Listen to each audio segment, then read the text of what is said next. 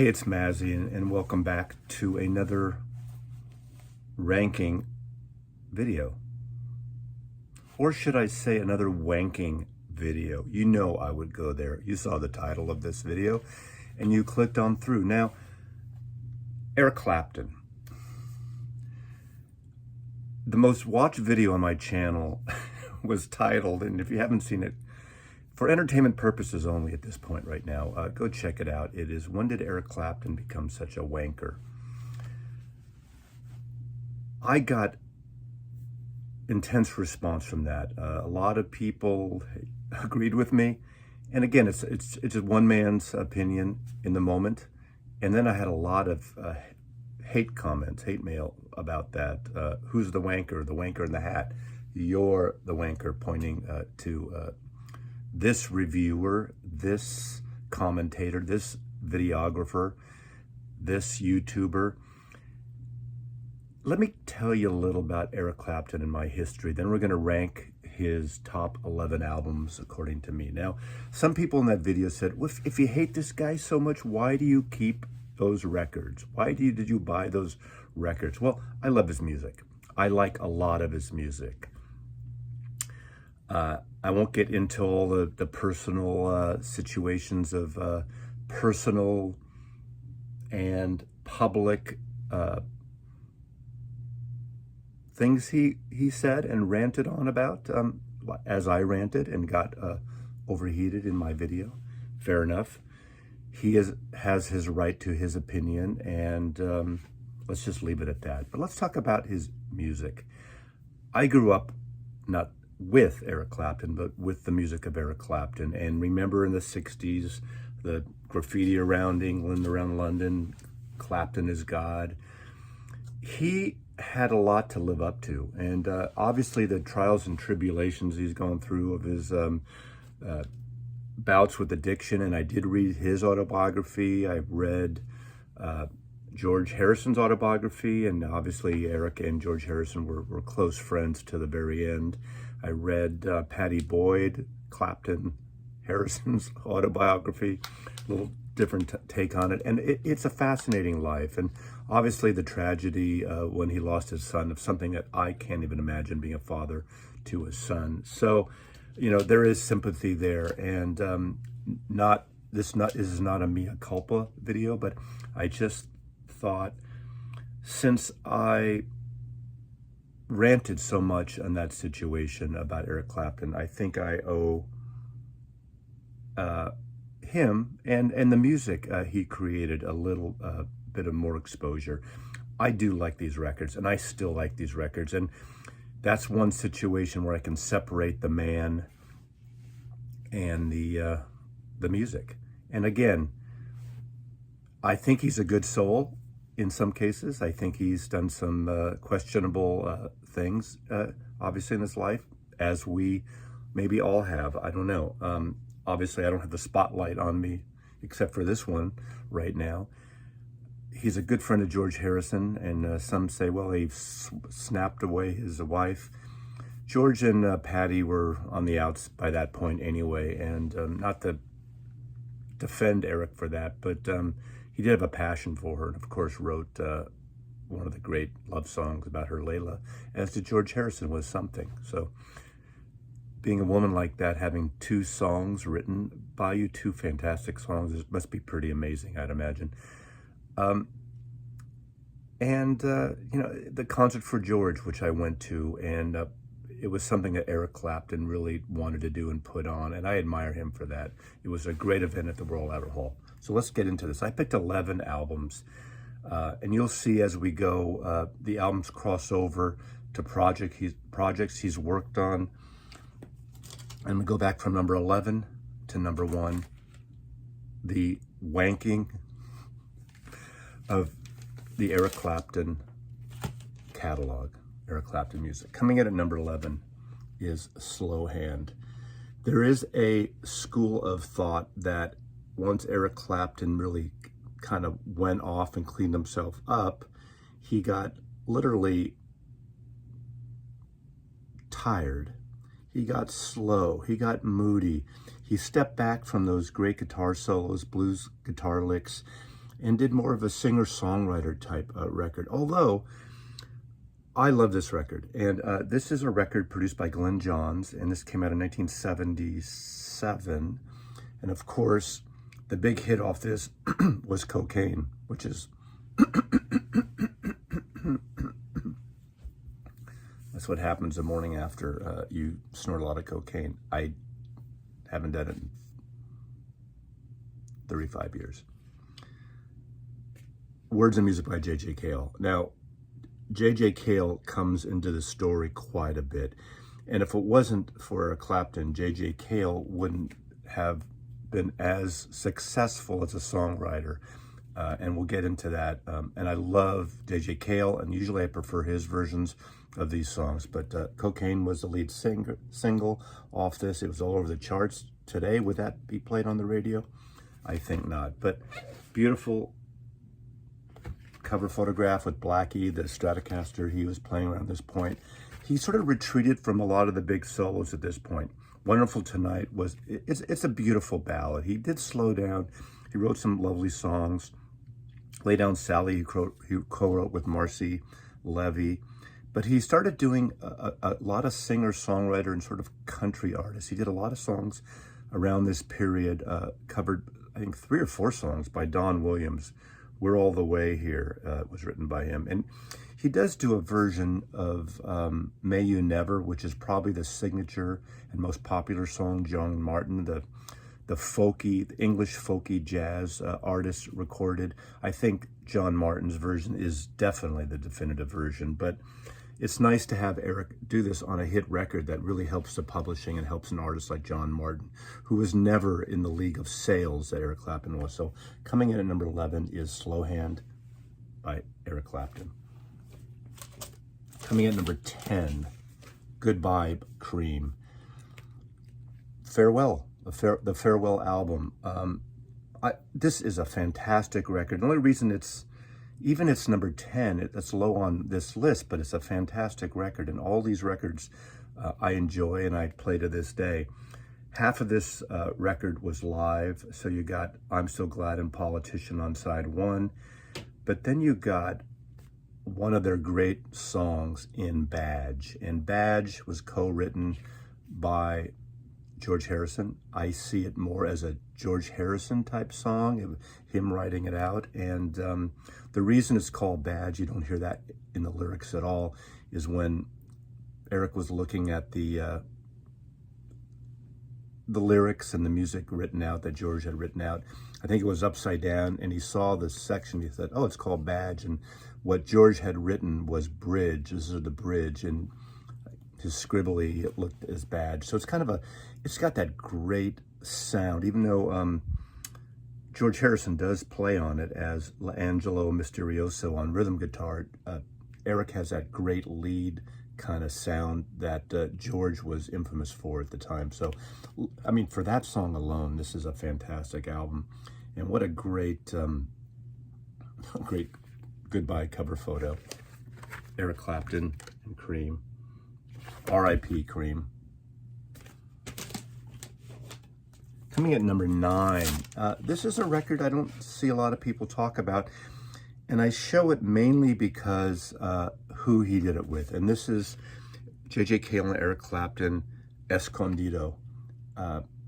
They hung around the house where J.J. lived in California, jamming, playing, and then they made this record. Of course, they had a relationship going back since After Midnight. Kind of the breakout solo hit Eric had, written by J.J. Cale, and became a signature song of Eric's throughout his career. This is I'm so glad they finally did something as a collaboration together. It's a good album. Is it a fantastic album? I wish it had been done when they were kind of younger and hungrier in a way, but I'm glad they did it before JJ died. And J.J. Cale and Eric Clapton, 2 LPs co-produced by Eric and JJ. And Don't Cry Sister Cry is on here, which is a great song that J.J. Cale had recorded much earlier, and they do a nice duet of that. So coming at number 9, the 2 of them. Coming at number 8, and this is an album that I absolutely love. Why is it so low then? Well, 8. 8 is not low when you're only doing 11 records, but it's Blind Faith. The original cover, some people today find it offensive, sexually awkward, looking at a young woman. This cover, they both came out at the same time, so you could pick and choose. But this is a fantastic record. The reason I think I put it a little lower, even on this Eric Clapton, because I see it more as a Steve Winwood record. I think Steve Winwood is definitely the leader of this. I think Eric's along for the ride. They Burn Brightly made this fantastic album. Ginger Baker again with Eric Clapton. I think that was a little tempestuous at the time. Can't Find My Way Home. I'm wasted and I can't find my way home. It's got Presence of the Lord, which I've done videos around this time, and I always felt there's a great white gospel sound and series of records coming around 1969, 1970 with Delaney and Bonnie, obviously George Harrison with his debut, with Leon Russell, just great records that seem to have this soulfulness of gospel music and spirituality in a religious way or a non-religious way, depending. But I love that feeling. It's Blue-Eyed Soul to the hilt. And Presence of the Lord is an Eric Clapton song. I really, really like it. But again, on all these songs, I feel that Stevie Winwood really carries the day of this band. And of course, there's the Do What You Like, kind of a throw-off 15-minute jam written by Ginger Baker, but still, fantastic record. If you're a CD person, get the expanded CD with the acoustic versions and the alternate versions that had not been released. It makes it something else, not to substitute it, but an addition. Blind Faith coming in at number 8. Coming in at number 7 is 461 Ocean Boulevard. This, in a way, was his breakout mellow record. It's not all mellow, but it's got a somewhat of a, I hate to say sloppy, but a sloppy, swampy sound, recorded in Miami. Motherless Children, a traditional arrangement piece that he's done over the years several times, at least in person. Willie and the Hand Jive, a Johnny Otis song covering Get Ready with Yvonne Elliman. Yvonne Elliman, her claim to fame just before this was playing Magdalena in the original record of Jesus Christ Superstar, also in the film. Fantastic voice. And she went on the road with Eric Clapton and his band around this period. And they do some great, great harmony vocals together. So I am fond of this record quite a bit. I Shot the Sheriff made it more famous maybe than Bob Marley and the Wailers. It's hard when these white artists were doing this, jumping on the reggae bandwagon around this period. The only good thing is it got more people into reggae and exposed them to people like John Marley. That's where you need to go, not Eric Clapton for reggae music. But it's got a song that was really a personal song for me and my girlfriend Judy at the time, and that's in a beautiful schmaltzy ballad in Let It Grow. Let it grow, let it blossom, let it flow. Beautiful sort of guitar outro that is very reminiscent, again, of George Harrison's style of playing. But I love how Eric Clapton plays that in here. So another Elmore James song, I Can't Hold Out. All in all, this is a fantastic record. It's the mellow sound in a way, or that mid-tempo period starting of Eric Clapton, but it was a successful record. And I really quite enjoy this. So this is coming in at number 7. Coming in at number 6 on the wanking of Eric Clapton's Mazzy's Wank video. Number 6, Eric Clapton. This is the debut solo album of Eric Clapton's. Again, funky, gospel-y, magnificent, full sound, co-produced by Delaney Bramlett. Delaney Bramlett makes this record shine. There's the horns on here. Again, this whole period of time, like Joe Cocker's Mad Dog and Englishman, Leon Russell, all these singers would sort of intermingle. You got Jim Gordon on drums, who was probably the most prolific rock and roll drummer, especially live, but in the studio of the 1970s. What a great sound. You got Bonnie Bramlett, Carl Rattle. You got Leon Russell on piano, Bobby Whitlock, of course, that great organ keyboard player who had joined up with Eric on Delaney and Bonnie, and then on Derek and the Dominoes, Jim Price, Rita Coolidge. It opens up with this kind of instrumental jam, Slunky, co-written with Delaney Bramlett. But the signature songs on this record is the first time he did After Midnight, the J.J. Cale song. Fantastic song. It's listed here as John J. Cale. That song may be the signature song of Eric Clapton in his solo career. And he's done it several times. I'm not including the Unplugged album here, where he does everything kind of low-key, mellow. It's a beautiful record. I couldn't listen to it for a long time, and I don't know if I want to go back to it. There's something about it. It was probably the biggest Unplugged, MTV Unplugged Live, after that everyone did one to jump on, because it really resuscitated Eric Clapton's career, but I'm not including that in this scene. But After Midnight is great. Blues Power, co-written by Russell and Clapton, is fantastic. Fantastic, powerful rock and blues number. And of course, it closes out with Let It Rain, which is very reminiscent. It's kind of that bridge between Cream and Derek and the Dominoes. And it's just an uplifting song, beautiful song, ends the record. And of course,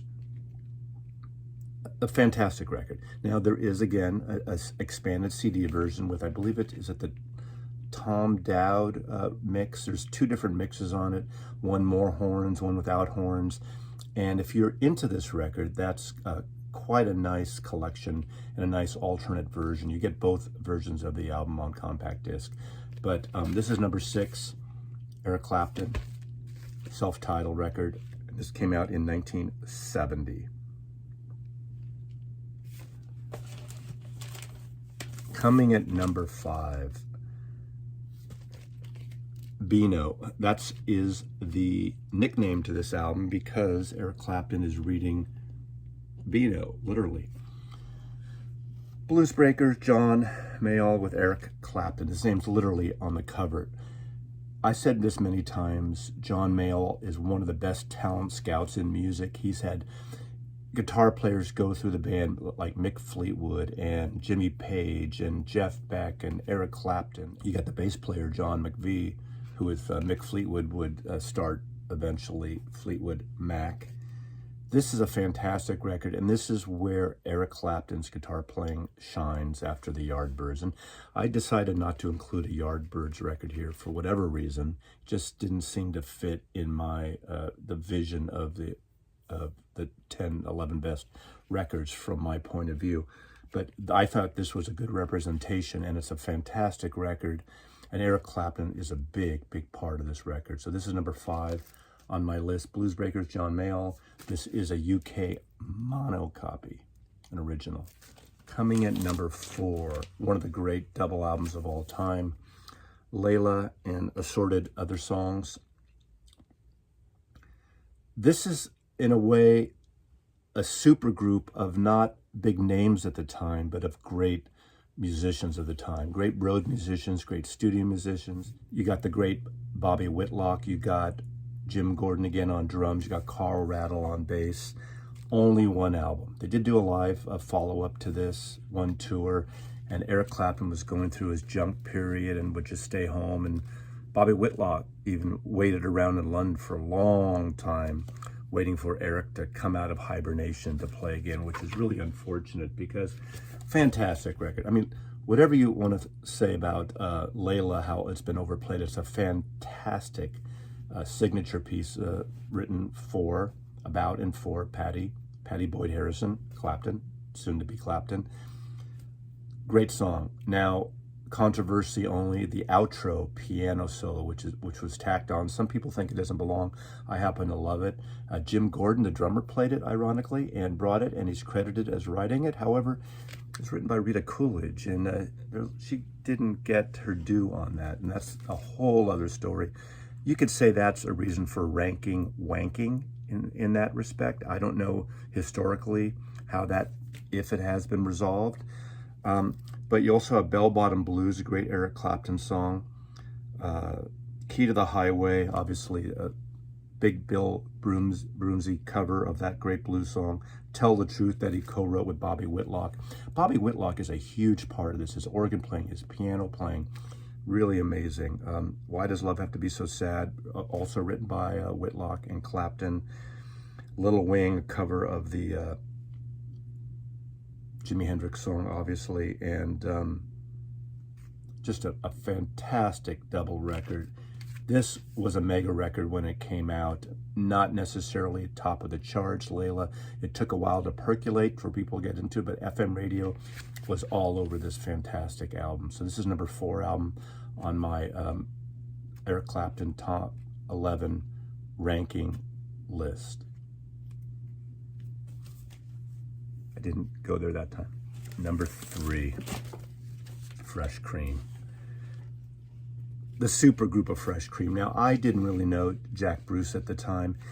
In a way, Jack Bruce is the secret ingredient, not even the secret ingredient. He's the one with the great vocals, that great bass playing.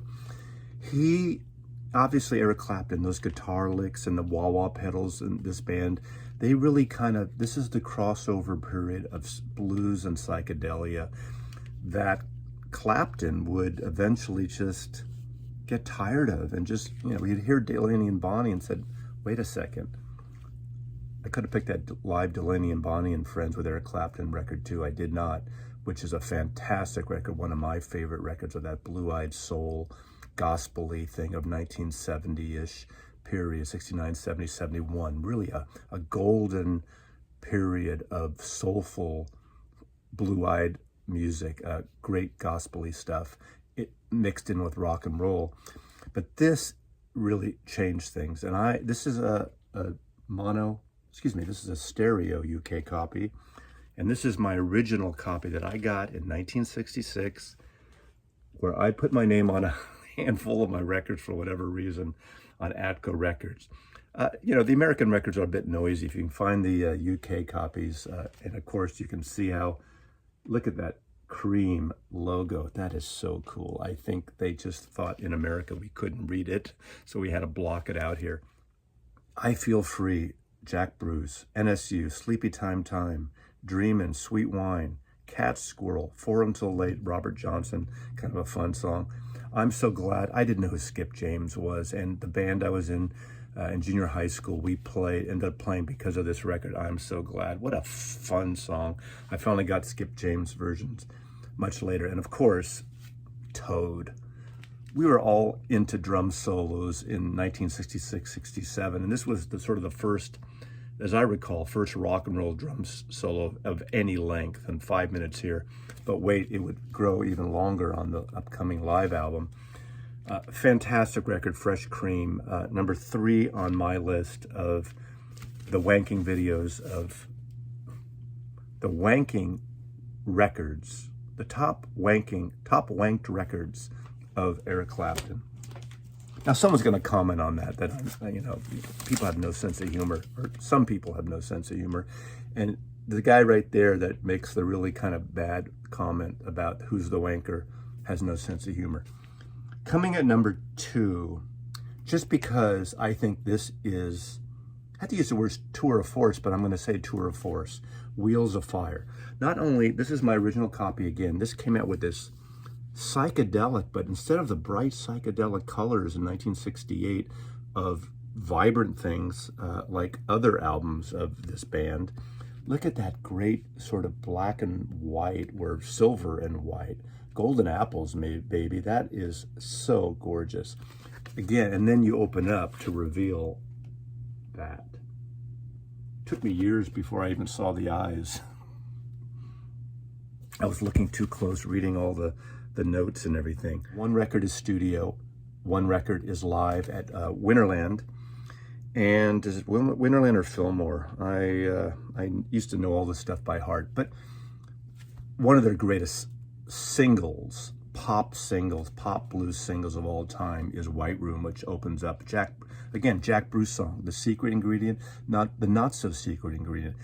The way that guitar opens up on that song, and then it just goes into that riff we all know left and right, sounds like maybe 100 other riffs in a way. You know, it's the time of Jimi Hendrix, and it's the time of Cream, it's time of Creedence, the first Creedence Clearwater record, Sitting on Top of the World.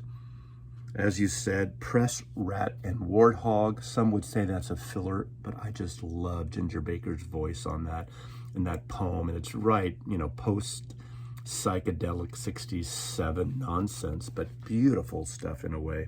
Those Were the Days, Ginger Baker song. It doesn't even seem like a Ginger Baker song. Of course, he does a great cover. They do Born on the Bad Side. And again, Deserted Cities of the Heart, another song written by Jack Bruce. But side 3 and 4 is where this album explodes into something different. And I would argue maybe just second only to the Allman Brothers live at the Fillmore. This is one of the great sort of rock, psychedelic, bluesy sets ever on record. And they go 4 songs on 2 sides. The Robert Johnson Crossroads, and of course Eric Clapton would actually, another thing I admire, he went on and started Crossroads Foundation for rehabilitation, for drug clinic. Had auctions of guitars for it. So he has given a lot. So that's where, you know, maybe it's unfair for me to refer to Eric Clapton as a wanker, you know, but in that moment. But he's done so much other things, maybe as a mea culpa, maybe just as a wonderful kind of give back, which I think he needed to do. And I applaud him for that. Spoonful. This version of Spoonful goes on for almost 17 minutes. It's awesome. It's so great. It's the Willie Dixon song. Train Time.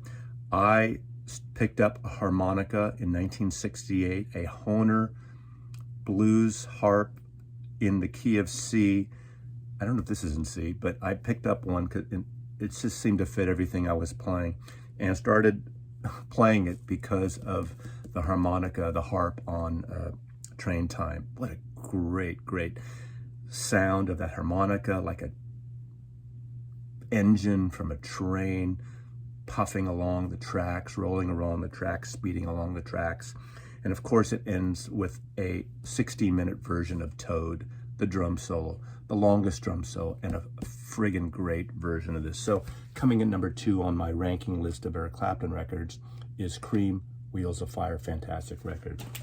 And that leaves number 1, the cliche psychedelic album, the best psychedelic / blues album of all time, and that's Disraeli Gears. This cover alone, 1967, oh my God, what a great record. What everyone I know when I was 13, when this album came out, bought this record. My bar mitzvah year, I probably went to 12 bar mitzvahs that year. All my friends had a bar mitzvah.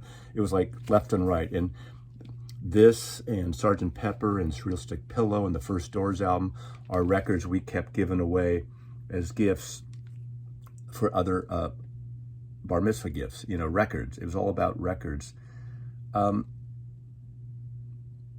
Tom Dowd worked on this, but Felix Pappalardi produced it. These first Cream albums aren't audiophile masterpieces. I don't think they really knew how to record rock and roll bands yet of this volume, but still, I don't care. This is a fantastic record. This is my UK stereo version. I have a UK mono. Again, they're better than the American versions just because American pressings, for whatever reason, Atco were pretty noisy at the time, I think. But Strange Brew, Sunshine of Your Love, the most cliched song to this day. We've heard it so much. Sometimes you want to not hear it just because you've heard it so much. Blues Condition, World of Pain, Dance the Night Away, Tales of Brave Ulysses. What a great lyric by Jack Bruce. What a great song. What a great, how poetically 1967 that is in mythology, and beautiful song. SWLBR. ABR. Forgot the A. Don't forget the A. She walks like a bearded rainbow. That's one way of putting it. And the rainbow has a mustache. Fantastic song. What a great explosive song. Outside Woman Blues, Take It Back. And a kind of a nice closing bit that almost doesn't fit in, but at this point in 1967, people were fusing, like, you know, bedtime stories. A Mother's Lament closes the album out perfectly. What a masterpiece. What a great record. I still think it holds up today. It's a perfect mix of psychedelic and blues. Eric Clapton just, he wasn't liking this pop stardom thing in a way, and it kind of led him to move on. They lasted just shy of 2.5 years. Their entire togetherness of Cream was, I think, 2.5 years, or was it 18 months? Or it was not that long. I think it was 2.5 years. They burned brightly in a very short amount of time. So thank you for watching. Put your comments below.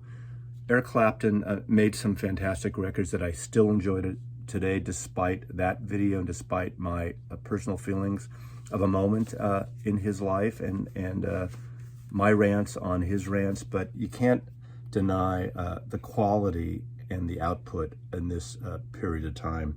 This is all from, 1966 to about 1976. So with the exception of the J.J. Cale Clapton collaboration. So those 10 years, you could probably shorten a little bit to 7 years. But some great music was coming out, and a lot of music, pretty prolific, considering what he was going through. So thanks for watching. We'll see you next time. Ranking Wanking ends now. Mazzy loves you.